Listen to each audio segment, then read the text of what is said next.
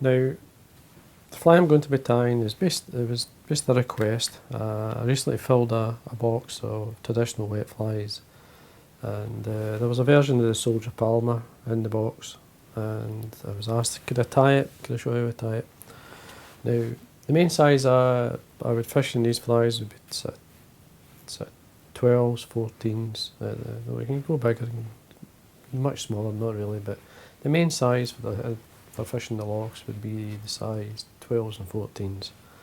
Now, thread I'm going to be using, this is uni thread 8O in red. The hook, it's up to yourself, you can go a lighter weight hook than this. This is the competition heavyweight size 12. You could go the medium, sort of all-purpose medium, a wee bit lighter, it'll lift it a wee bit higher. But for the strong hook, this one. So basically, we wax the thread, start at the eye, come down 2 or 3 mil or so, and remove the waste. Now I'm just going to use red wool, both for the tail and the body. It's just a heavy red wool. There's 3 strands of the wool in there, so I'm going to take out one of them. I don't need all that. And then I'm going to tie it the way down for the tail. Just going to line up the ends. Now we catch this on the top, and as we wind down I just open it out and then wind to the back of the hook. So we turn underneath, just locks it in and a turn on top. Tail length is up to yourself, some like quite a long tail, short, medium, whatever. I usually go around about half the length of the body or so, which is about there. That's fine, and then just puff it up with your fingers. And that's your tail. Now, the piece I cut out of the strand I took away, I'm going to use for the body, so where that's sitting. Now we tie in, you can either use wire or, in this case, oval gold tinsel. So you catch this in. Now when you catch it in, it's like maybe 2 to 3 mil. So if you look there, 2 or 3 mil. And then when you catch it and wind up obviously, and at the same time we tie in the tinsel. This is a gold and silver tinsel, just like a number 14 if it's a uni miler or so. Just catch it on the top, just get back a turn, sorry. And then wind up the length I've actually tied that in. So I say around about 3 mil or so. So then I'm going to put my gold tinsel on. Catch it in, 2 or 3 turns to catch it, trim away, then go back to a strand of wool, catch this in and wind up to this point here, about maybe 2 mil or so from the eye. Then we form our body using the wool. You could put dubbing on, seals fur or whatever you like. Traditionally, when I first started tying these, it was only wool I used, and I still do it. Trim that away.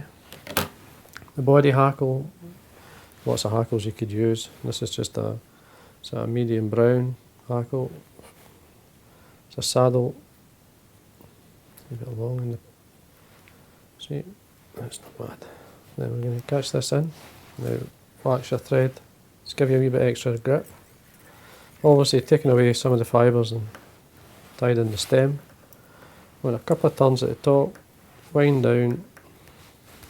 Now what I like to do, I don't want to go right to the back, so I do a turn at the back with the oval tinsel, bring the last turn of the hackle up, catch that in with the, I hold it down with the rib, and then we rib through. Around about 5 turns that works out it. And, just leave that at this point. And then draw back these fibres. It's a very simple fly, just a simple palmered fly. Now you could make it heavier if you wish. Tie in your rib, trim away the excess, just rubbing my thumb on top there, it basically bears the tinsel or the oval tinsel so that you can easily tie it in. Wee touch of wax on, tidy up. Now I've got a hen hackle. same colour as the body, just hanging at the front. You're looking for a length that's slightly longer than the body hackle. Tie this in by the tip. So just hold that. A couple of turns, fold it back, a couple of turns. Just slide your fingers back, you should find the tip somewhere. I've lost it, and there it is. Usually it pops out. In this case I didn't do that, so there she is there. And then we can trim it away. And I use my hackle pliers. And then we rewind. You want a nice soft hackle in front that just works well with the pattern. If you really want it to sit up higher, then you can obviously use a cock hackle. And just wind till you're happy. Working, just drawing the fibres back as you wind forward. And there we are, cross your thread. Do 3 turns in. Now this feather is fine enough, just take your hackle pliers away, that I could easily draw it back. I've given myself plenty of room to tie off. There we go. I usually just keep the thread tight and then right that away. You get a nice neat cut when you do that. We quick check, see how it's looking.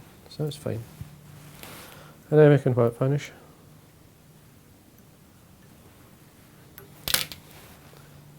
Trim away. And a coat of varnish. And there we are. That's a fly. It's basically just the Soldier Palmer is basically normally it's on an all red body, but the wee gold tag at the back. It really does work. So varnish all the way around. You can either apply it with a needle, or in this case I've got a tapered brush here that I've used a Stanley blade and I've just cut it so that I get a point. It's much easier to apply the varnish. There we go. And that's your basic Soldier Palmer, traditional loch style wet fly, top dropper fly, bob fly as they would call it. So anyway, hope you enjoyed that. If you enjoy the videos, please subscribe, and thank you for watching.